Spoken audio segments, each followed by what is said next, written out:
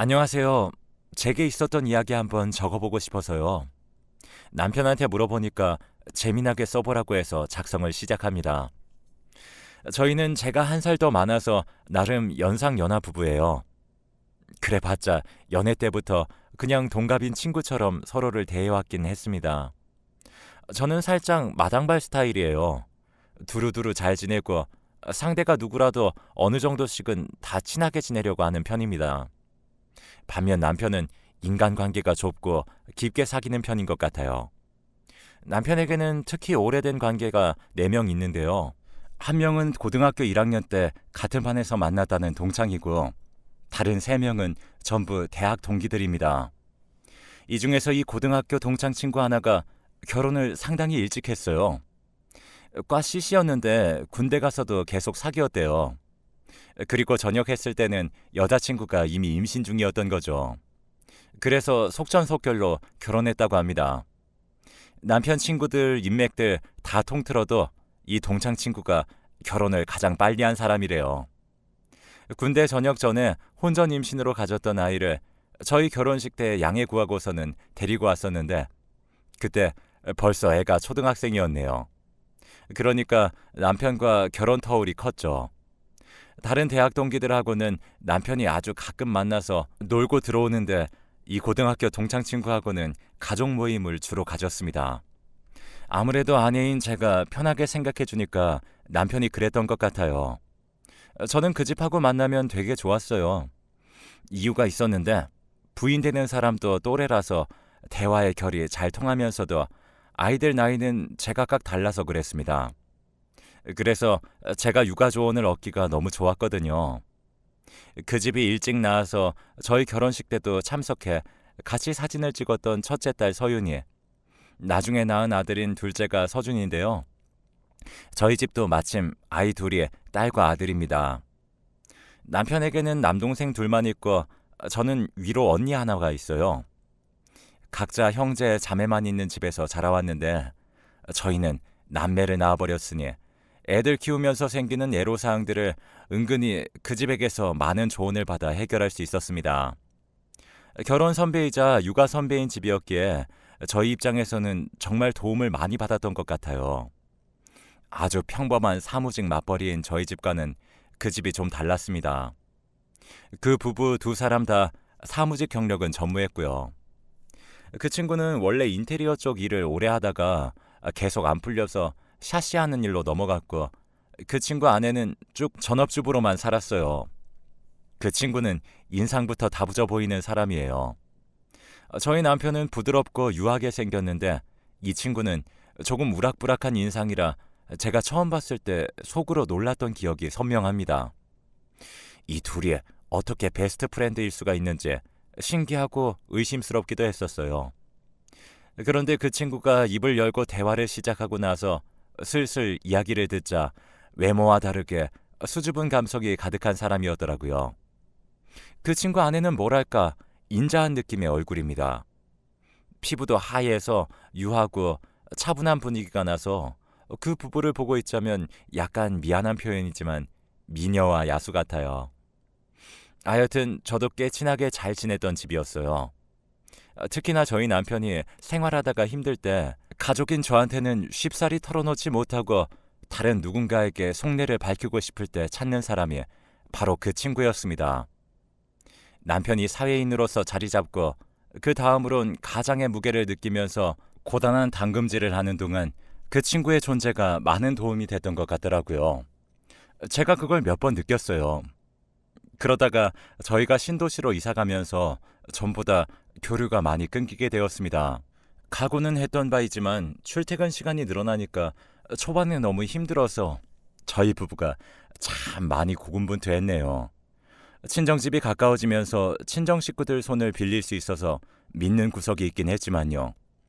확실히 사는 곳이 멀어지니까 그 집과 연락이 통 없었다가 아주 간만에 만날 기회가 생기게 되었어요. 그 친구 아내가 가게를 오픈했다고 하더라고요. 무슨 장사를 하려나 봤더니 카페였습니다. 딱히 내세울 재주나 경력이 없기에 카페가 접근성이 낮아 보였다고 했어요. 초대해 주길래 반갑게 찾아갔죠. 막 오픈한 직후에 방문했던 것이라 매장이 어수선해 보이긴 했지만 지인들이 꽤 찾아줬는지 전체적으로 활기가 넘쳤습니다. 느낌 괜찮았어요. 여기 완전히 동네 자체가 요즘 핫플레이스잖아요. 너무 멋져요. 빈말이 아니라 정말로 잘 될 것 같은데요.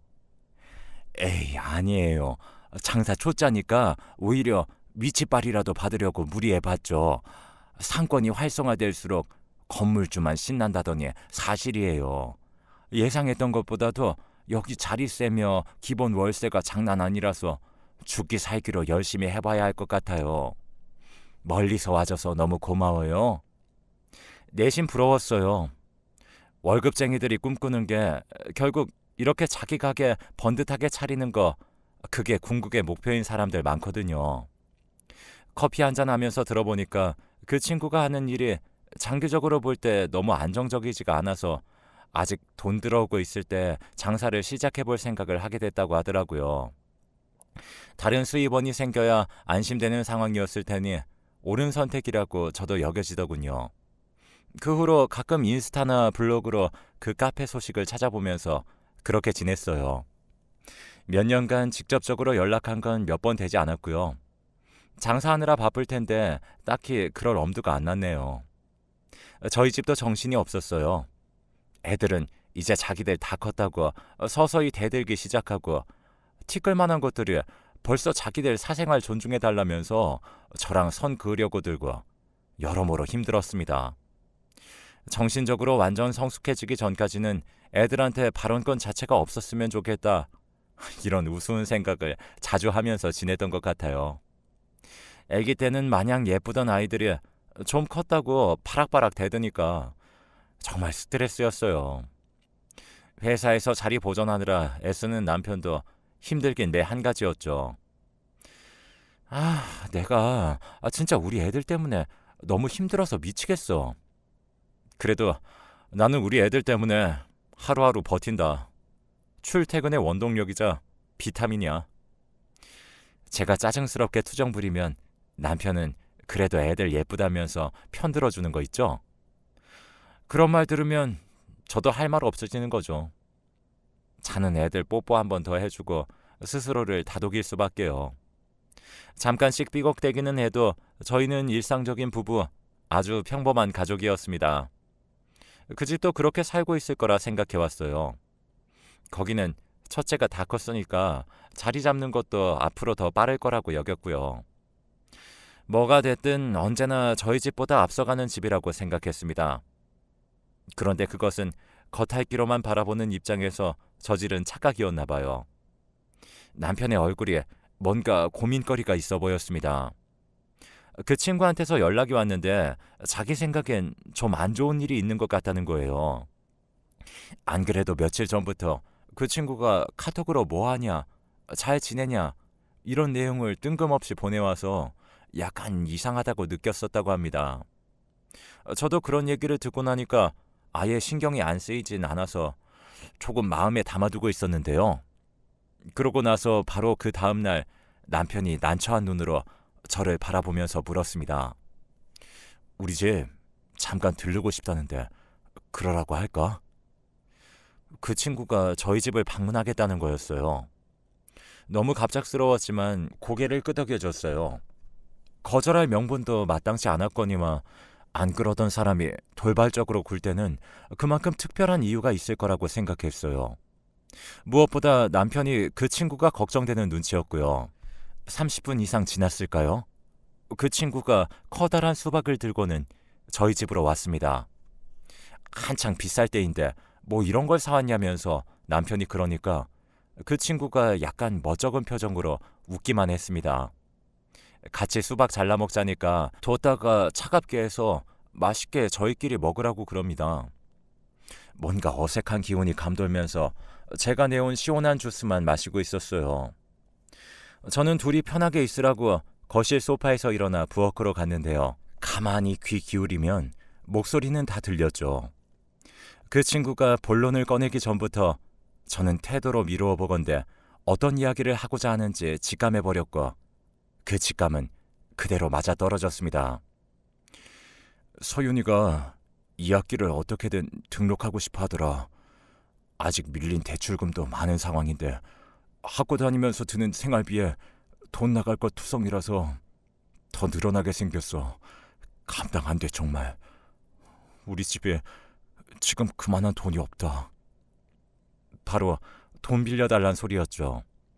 딸이 아니라 아들이었으면 군대라도 보냈을 거라면서 허탈한 웃음을 흘리는 소리도 들렸습니다. 샤시 회사를 아직 잘 다니는 줄로만 알았고 핫플레이스에 멀쩡히 카페 차려서 그걸로 부수입 올리는 줄로만 알았는데 소식 업데이트가 너무나도 안 되고 있었나 봐요. 그 집 첫째 서윤이 수능 때나 연락 주고받은 게 저로서는 다였어요. 그래도 남편은 어느 정도 그 집 사정을 알고 있었던 듯 했는데 카페가 아예 적자라 골칫덩이라는 그 친구의 말에는 저와 마찬가지로 깜짝 놀라더군요.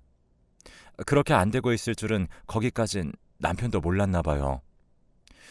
권리금 3천 주고 들어갔던 곳인데 지금 권리금 2천 조금 넘거든. 벌써 내놓은 지가 언제야. 봄부터 내놨는데 그래도 거래가 안 된다.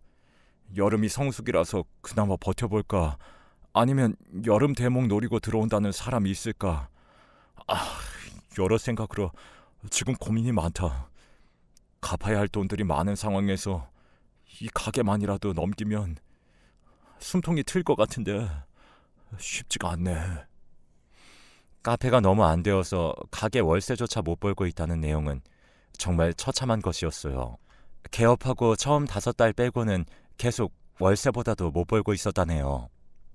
그럼 지금까지 적자 운영을 해왔다는 것인데 얼추 계산해봐도 너무 막막한 액수였습니다. 이런 얘기에 너무 염치 없고 그래도 직접 또 얼굴 보고 얘기하면서 부탁하고 싶었어. 그래서 불쑥 찾아와 버렸다. 내가 정말 우리 집 사람이랑 각오하고 작정하고 반드시 갚을 테니까 혹시 1,000만 원만 빌려줄 수 있을까? 그 친구의 떨리는 목소리에 제 심장도 그만큼 떨리는 기분이었습니다. 촉각을 곤두세우고 있는데 남편은 아무런 대답이 없었어요. 그 어떤 말도 섣불리 뱉기가 어려웠겠죠. 집이라도 팔까? 지금 그러고 있는 상황이야. 여차하면 정말로 집 정리하려고. 그러니까 우리가 되는 대로 빨리 갚을 거라고 믿고 그렇게 믿어주고 돈을 빌려줄 수는 없을까? 제가 이 모든 얘기를 다 들어버린 걸 티를 내야 하는지 말아야 하는지 헷갈리고 난감하더라고요. 현관 앞으로 나가면서 인사를 하는데 진짜 표정을 어떻게 지어야 할지 몰라서 힘들었습니다. 남편은 일단 생각해보겠다는 말로 그 친구를 달래다가 배웅하겠다면서 따라 나갔습니다. 그런데 암만 시간이 지나도 안 돌아오더군요. 정말 한참 만에 돌아오길래 뭐야? 왜 이렇게 오래 걸렸어? 라고 냉큼 물었더니 그냥 이런저런 생각 좀 하느라 라며 남편 표정이 많이 안 좋아 보였어요. 그러니 제가 노파심이 안 날 수가 없었죠. 여보, 그 돈 줄 거 아니지? 아무리 그래도 현금 1,000만 원 그거 우리한테 엄청 큰 돈이야. 그럼 나도 알아. 정말이야? 그럼 돈 안 빌려주는 거지? 그래, 알았어. 남편이 대답을 하긴 하는데 어째 마지못해 수긍하는 느낌이랄까요? 그래도 저는 원래 남편이 돈을 빌려줄 사람은 결코 아니었고 그 친구도 자기 살 구멍은 어떻게든 찾을 사람이라고 생각되어서 일단은 안심이었습니다. 그런데 자려고 누운 어두운 저의 시야에 어째 그 친구의 축 처진 어깨가 아른아른거렸습니다. 소득 없이 저희 집을 나섰던 그 뒷모습이 너무나도 초라해 보였었죠. 그게 자꾸 잔상으로 남아서 한참 잠을 못 이루고 생각에 잠겨 있었어요. 문득 어느 순간 제 옆에서 작게 한숨 소리가 들려오더라고요. 옆으로 돌아 누운 채로 진작 잠이 든 줄 알았던 남편이 아직까지 안 자고 있었던 겁니다. 많은 생각으로 머릿속이 복잡했을 거예요. 그날 자면서도 내내 마음이 편치 않았던 것 같네요. 다음 날 은근슬쩍 남편에게 물어보았습니다. 혹시 연락 오거나 그러진 않았어? 따로 말이 없네. 제가 내심 다행이라고 여기고 있는데 그런 저를 말없이 바라보던 남편이 이러는 겁니다. 나 솔직히 도와주고 싶다. 뭐? 뭐? 그럼 뭐야? 돈 빌려주겠다고? 반대할 거 알고 싫어할 거 알아. 그런데 내가 어떻게 내 뜻대로만 고집부리겠어. 그냥 내 마음이 그렇다고만 말하는 것뿐이야. 남편이 입맛이 없다면서 저녁도 먹는 둥 마는 둥 하는 것에 저도 정말 심란해졌어요.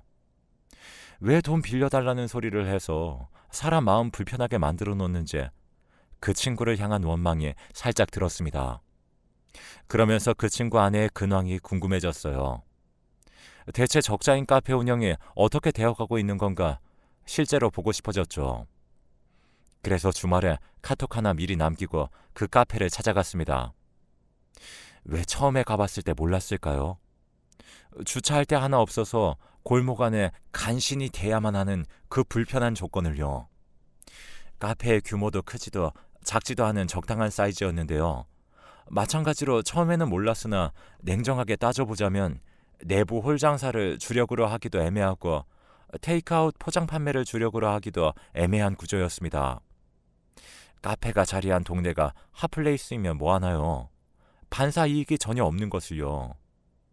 주말 낮 시간이 이 정도로 한가하다면 평일에는 그야말로 파리가 날리겠다는 생각을 하면서 카페 안으로 들어갔네요.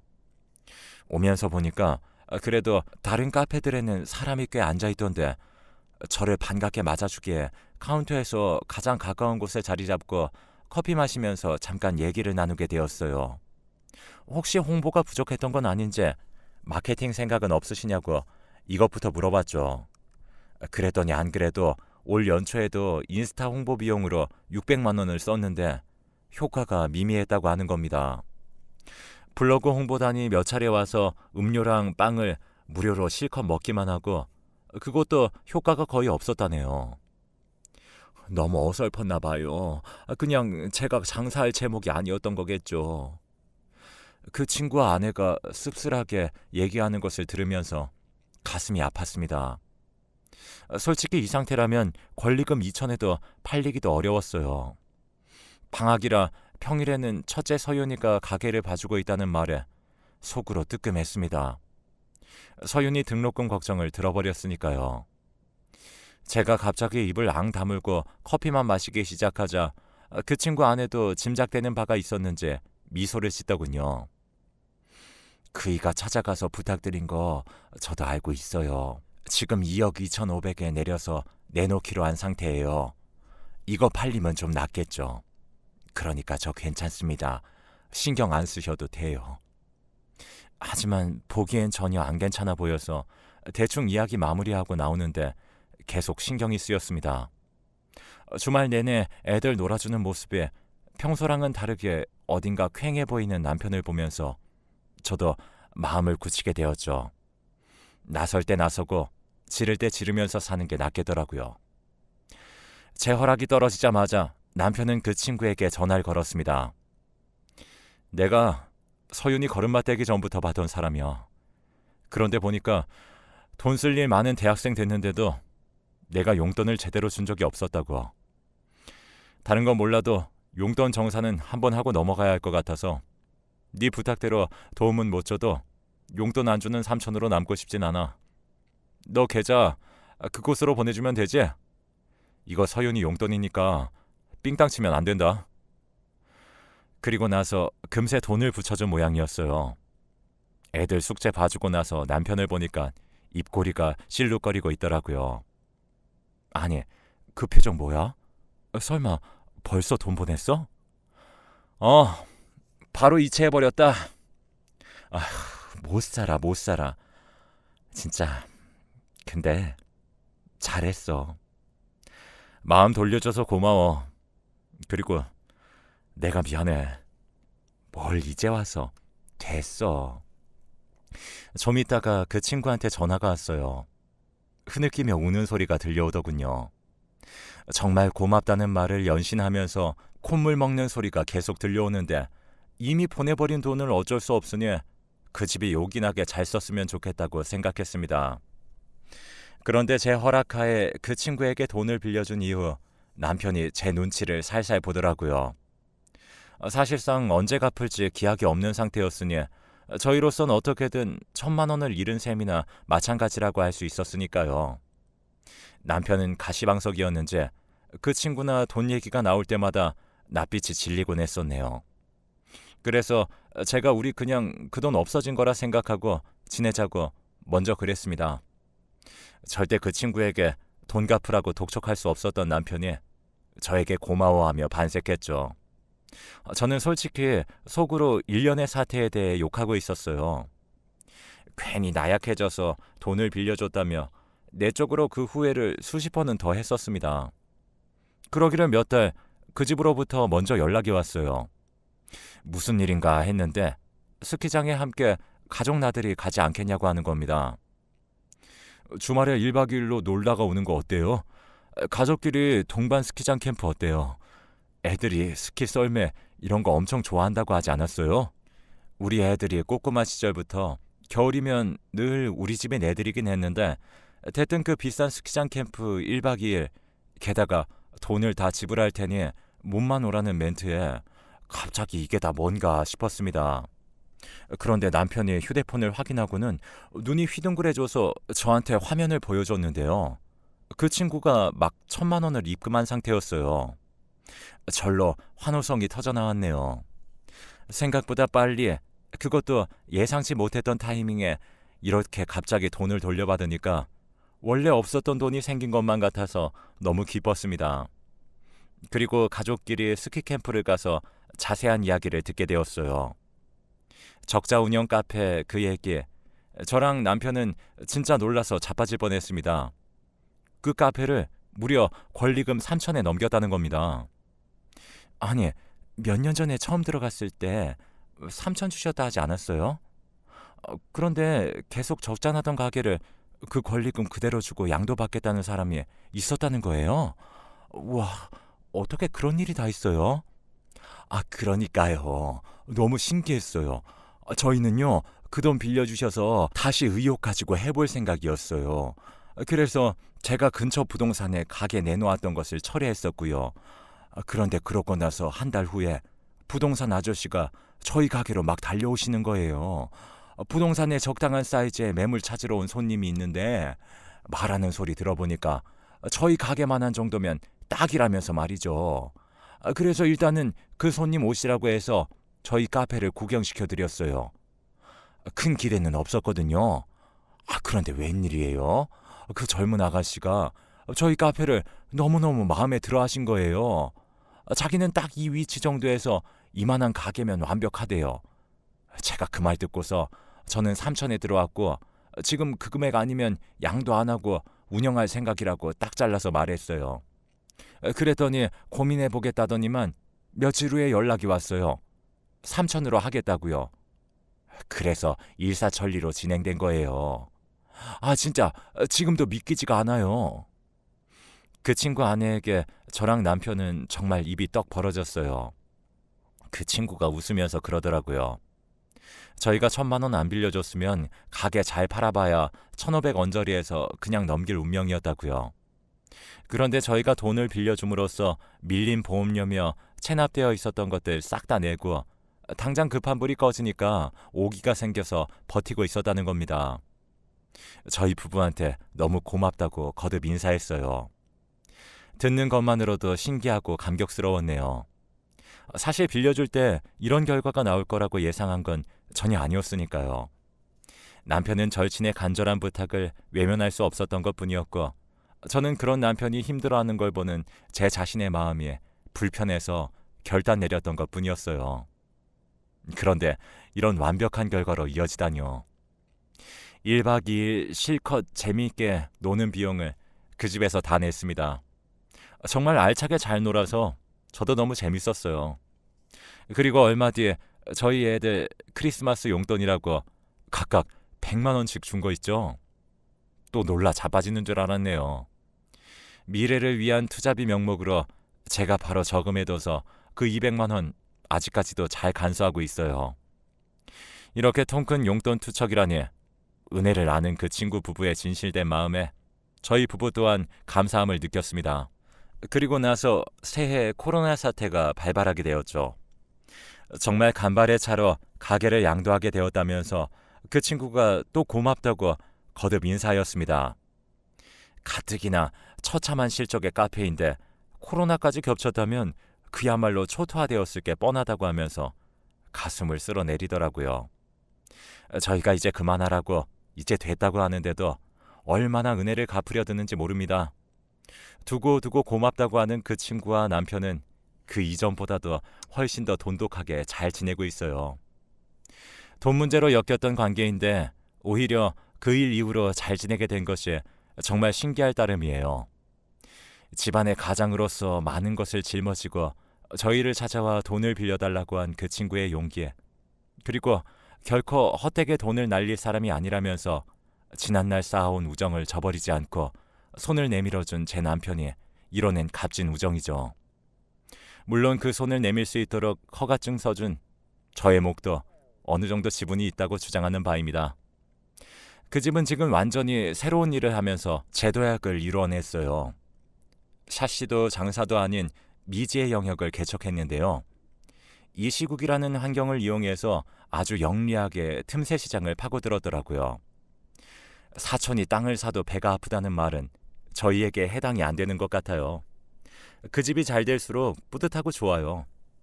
저희에게 콩고물이 떨어지기 때문만은 아니라는 말씀 드리고 싶네요.